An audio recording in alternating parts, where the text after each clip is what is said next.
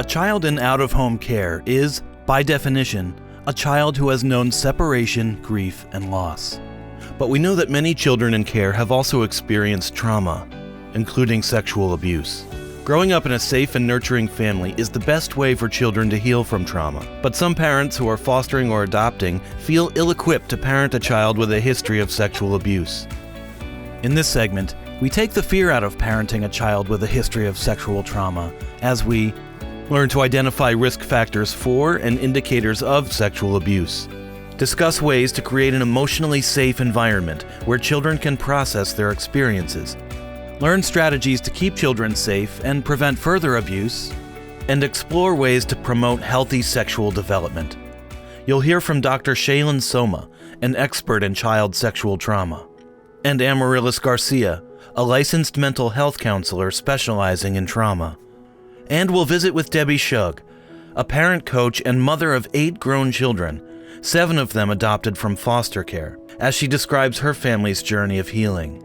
Debbie's story teaches us that children can and do recover from sexual abuse, that a safe and nurturing family is the most important source of well-being and resilience, and that a family's love and support can break a generational cycle of abuse.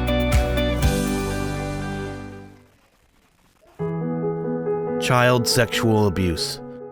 Even the words are hard to hear. When folks come wanting to adopt or wanting to do foster care, that's the one area they shy away from. Like, if they have some physical abuse, or if there's neglect, or if there was drug exposure, that's okay, but we don't want any sexual abuse. And when we dig a little deeper, it turns out that typically it's because folks are scared.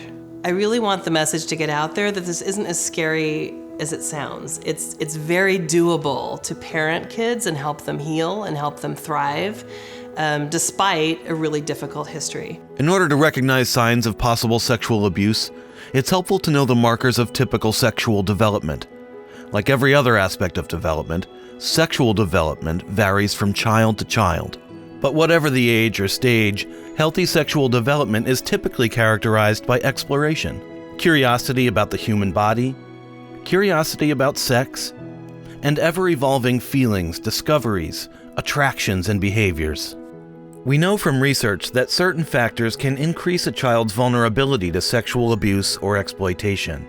Child sexual abuse is any interaction between a child and an adult, or between a child and another child, in which the child is used for the sexual stimulation of the perpetrator or an observer. Sexual abuse can include both touching behaviors and non-touching behaviors such as voyeurism, exhibitionism, or exposing a child to pornography. When there's neglect, when there's parental substance abuse or parental mental illness, chaotic households, transient living, people living with other family members or friends, sometimes just the setting that that child comes from puts them at an increased risk for exposure to somebody that may perpetrate. Parents who are fostering or adopting may not know a child's abuse history upon entering care. In the absence of concrete information, vigilant caregivers can watch for signs of possible sexual abuse. Looking for things that are kind of beyond the ordinary in terms of sexual acting out, playing with toys in a really sexual way. A younger child who's imitating sexual acts through their play, or say like with stuffed animals, or with other toys, or with their same age peers or siblings, that would be a concern because they wouldn't know about that. So anything developmentally more mature than they should be. We had a couple of our kids who masturbated in public, If they were on your lap, they would start rocking. On their heel, they would start rocking. Children who have been sexually abused in the past may act out in sexual ways. They are imitating behavior they've witnessed or that has been inflicted on them. So when you see a child who is acting out in sexual ways because they have stress or worry, anxiety, fear, anger, that would be sexually reactive. Older children may display other indicators of sexual abuse through their habits, moods, and behaviors.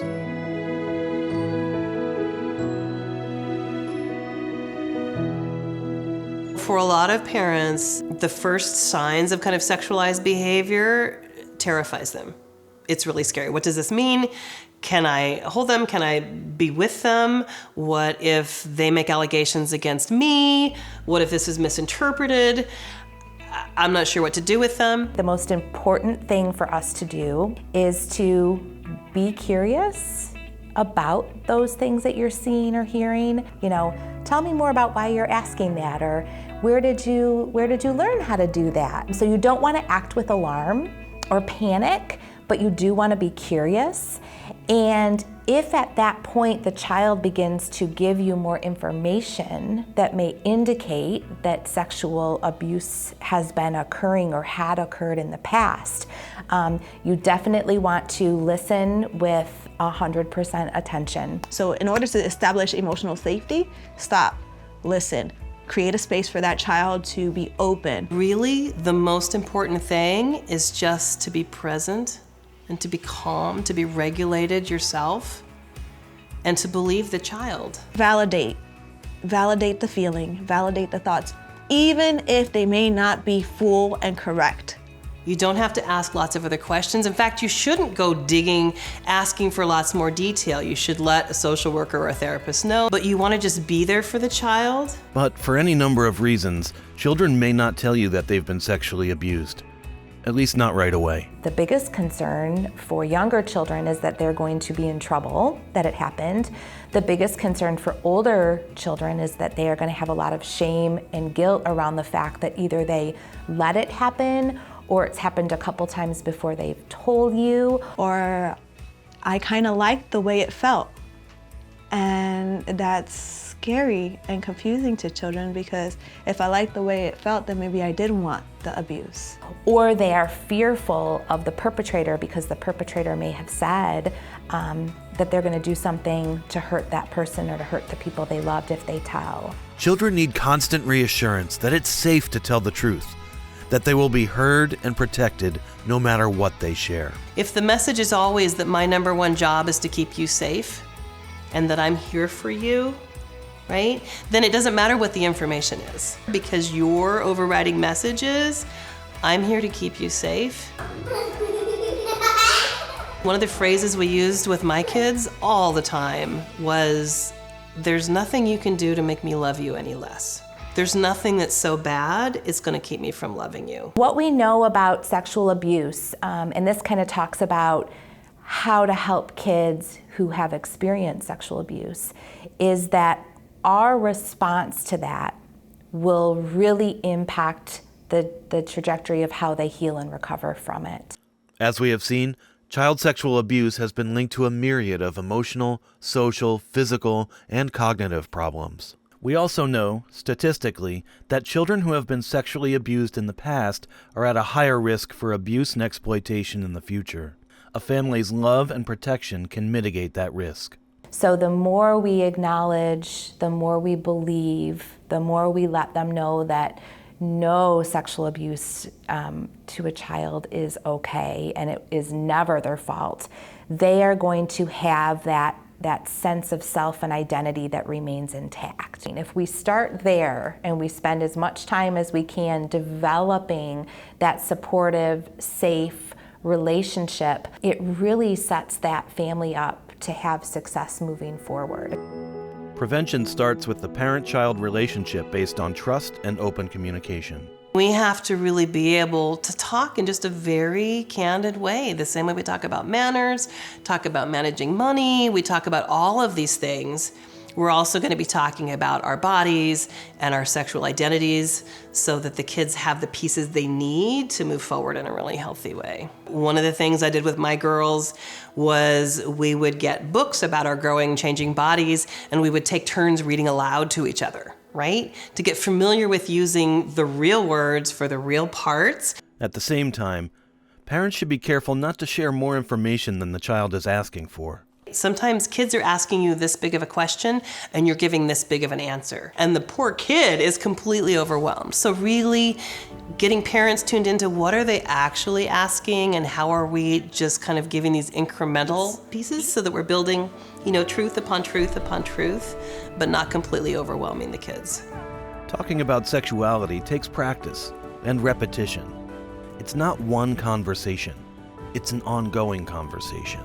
What we know is that kids understand things differently at each developmental stage. It's going to shape how they interpret things, what they feel about them, what do they have in terms of kind of worldly context. And giving them the education of what sexual abuse is, what consent is, what healthy relationships are, what unhealthy relationships are. My thought is you're really planting seeds. It's gonna be an ongoing conversation. For kids that have been sexually abused, we want to make sure that there is a lot of education around what's appropriate and not appropriate, and then making sure that there's a lot of boundaries in your house. So we just avoided situations where the kids were left unsupervised. It's important to exercise particular caution when it comes to bedrooms, bathrooms, and touch. For so many of our kids where there was sexual abuse, night is a really scary time. Bedrooms are scary. One of our daughters would get ready for bed, and our bedtime routine was so calming, right? We had cozy time and bath time and story time, and we would go through 2 hours of this and get her into bed, and then she would lie there like this. Her fists were tight, her eyes wide open, her jaws clenched, and she would lie in bed after 2 hours of calming routine, because that's when the men would come and she knew they were coming. It took a long time to teach her, you are safe here, you are safe with us. We need to be explicit with kids. We need to tell them this is not going to happen in our home. It's the parent's responsibility to ensure physical and emotional safety. It may be that if you are seeing that a child who has experienced sexual abuse is acting out sexually, that you may need to kind of keep an eye on where they're sleeping or who is in the room with them or what happens, let's say, if they suddenly wake up in the night, and be very much aware of those boundaries. And then in terms of bathroom and privacy, letting kids know what is okay and what's not okay. We have kids that have big issues around taking a bath, big issues around potty training, things like that, and we need to look at a lot of this really scary stuff happens in bathrooms. The children in your home may not know about privacy, modesty, and personal boundaries. So for a child who has experienced or been exposed to sex, they may not think anything of opening up the shower curtain when an adult is in the bathroom showering, and letting them know that that is a time when people are, wanting to have privacy. Be attuned to and respect each child's comfort level when it comes to touch. We want to be careful with any sorts of touch. It could be hugging, it could be cuddling, it could be sitting close to somebody on the couch. And starting as early as your child comes to you, even if they come as a big kid, talking about consent. Even with my own grandchildren, if my child or my child's partner is like, go give grandma a kiss goodbye, I'm like, only if you want to. You don't have to do something that makes you uncomfortable just to be polite. On the flip side, you may have a child who has experienced sexual abuse, and they may engage in touching that goes beyond what is appropriate. If a child reaches up, and sometimes they don't even know, and their hand lands maybe on your breast or something, it isn't necessarily sexual, but we're just going to reposition that, right? We're just going to move it. But we also need to recognize that kids still need to be held. Right? And we actually just exacerbate all these feelings of rejection and shame if we put kids at a distance. When they're seeking proximity, they're seeking that closeness, they're seeking that kind of physical, emotional safety. But we're just going to be smart about it. It was really important for our children to still have a lot of sensory experiences, and people kind of equate sexual with sensual and sensory, and it gets all kind of tangled up. It gets tangled up for the adults too, not just the kids. It's important for kids to be touched, for kids to be held, for them to be part of all of us piling in to watch a movie together. So what we do with our kids was everybody got to pick their own sleeping bag, little slumber bag with different characters on it from cartoons or what have you, or different animals. And then we would line up and we'd all be on the living room floor watching a movie, and everybody was in their own special sleeping bag, right? So super cool, super cozy. You've got the body heat from everyone else, so you're part of that warmth of the family all being cozy together. But we never had two kids under a blanket together. We just didn't. Everybody had lots of special blankets and special sleeping bags so that they were together, but still safe. Throughout adolescence, it's important to talk about healthy relationships, boundaries, consent, and safety. Being a parent of teenagers is challenging anyway. And when you've got kids who are vulnerable, who have been targeted in the past, who have maybe been victimized in the past,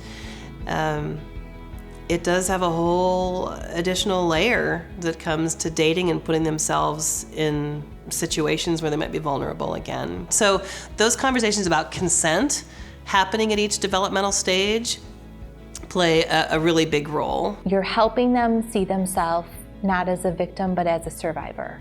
So that's what being trauma-informed is. One of my daughters, who was at this point in her early 20s, who had done some amazing healing. I mean, this kid had defied all odds in terms of her sense of self, in terms of her finding her way in the world, overcoming years of suicidal ideation from some of her really early horrific abuse. She wanted to get a tattoo, and she wanted to get a tattoo that said damaged goods. And I said, huh. And she said, because that's what I am, right? Mom, I'm damaged goods. And I said, I think of you much more as a survivor. And she's like, yes, that's what I want. And all it took was just a message in that moment to completely switch it for her. But if we hadn't had all the groundwork all the way through, then saying it in that moment wouldn't have been effective. It was just reminding her, remember who you are. She was like, oh yeah, I'm a survivor.